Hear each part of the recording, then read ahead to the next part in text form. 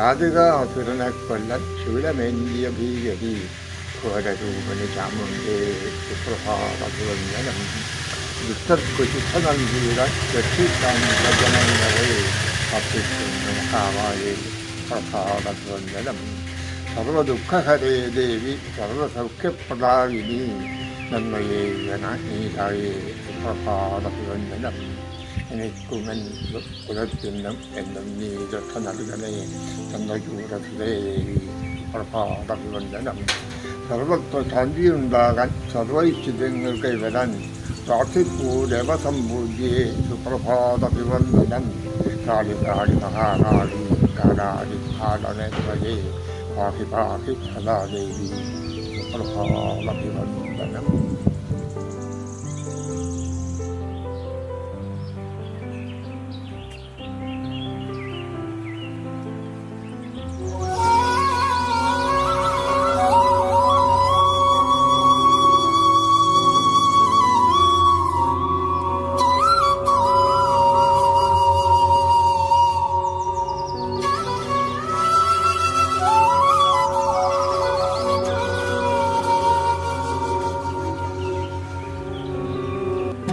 നമസ്കാരം ഭക്തജനങ്ങളെ, നാം ഇന്നുള്ളത് കണ്ണൂർ ജില്ലയിലുള്ള പുതിയൊരു എന്ന ദേശത്ത് സ്ഥിതി ചെയ്യുന്ന സോമേശ്വരി എന്ന ക്ഷേത്രം.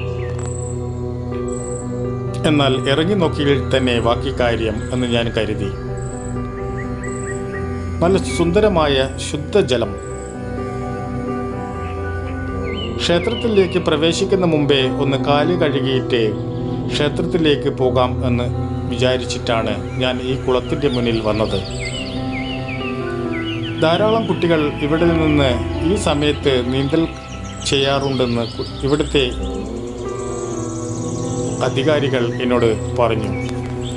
ഞാൻ കുളത്തിൻ്റെ ചുറ്റും ഒന്ന് വീക്ഷിച്ചു നോക്കി. അതിസുന്ദരമായ കാഴ്ചകൾ തന്നെ.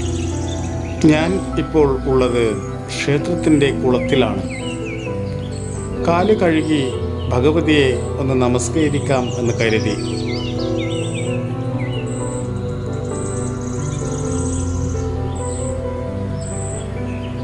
നല്ല ശുദ്ധമായ ജലം.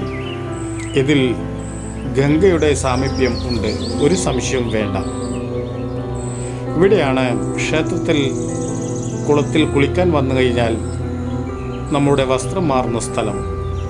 ഞാൻ വീണ്ടും അരയാൽ മരം ഒന്ന് വീക്ഷിച്ചു നോക്കി.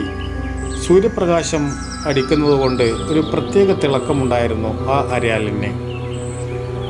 ഞാൻ ഇവിടുത്തെ ക്ഷേത്രത്തിലെ പ്രസിഡന്റിനെ കണ്ടിട്ട് അദ്ദേഹത്തോട് ഞാൻ ആവശ്യപ്പെട്ടു, ഈ ക്ഷേത്രത്തിൻ്റെ ഐതിഹ്യങ്ങളും പുരാതന കഥകളെപ്പറ്റി, പിന്നെ ഇവിടുത്തെ പൂജാരീതികളെപ്പറ്റി, ക്ഷേത്രം ഏത് സമയങ്ങളിലും തുറക്കുന്നത്, ഏത് സമയത്താണ് അടക്കുന്നത്, എപ്പോഴൊക്കെയാണ് ഇവിടെ അന്നദാനം ഉള്ളതെന്ന് ഞാൻ ചോദിച്ച് മനസ്സിലാക്കി.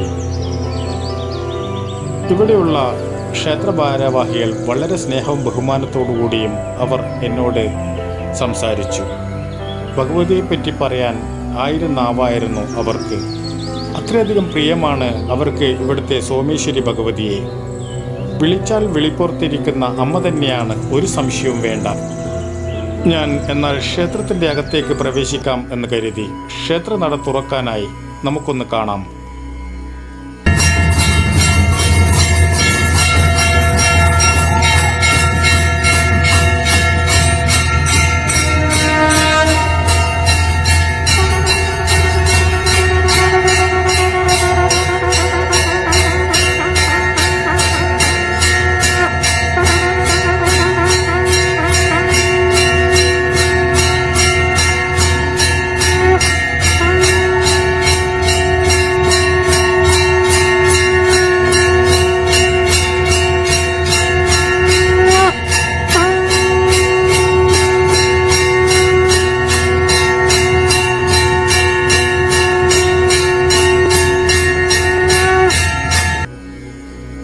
അതൊന്നു